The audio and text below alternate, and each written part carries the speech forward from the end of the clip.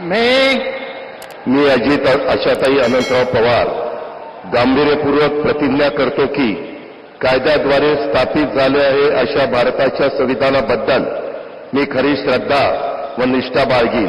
मी भारताची सार्वभौमता व एकात्मता उन्नत राखीन.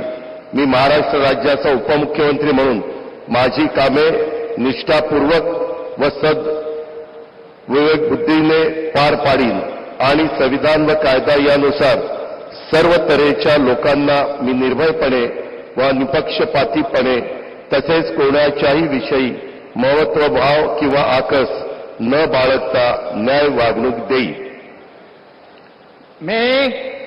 मी अजित आशाताई अनंतराव पवार गांभीर्यपूर्वक प्रतिज्ञा करतो की महाराष्ट्र राज्याचा उपमुख्यमंत्री म्हणून माझ्या विचारार्थ आणली जाईल किंवा मला ज्ञात होईल अशी कोणती बाब असा उपमुख्यमंत्री म्हणून माझी कामे यथायोग्य पार पाडण्यासाठी आवश्यक असेल ते खेरीज करून एरवी मी कोणत्याही व्यक्तीला किंवा व्यक्तींना प्रत्यक्षपणे वा अप्रत्यक्षपणे कळवणार नाही किंवा त्यांच्याकडे उघड करणार नाही.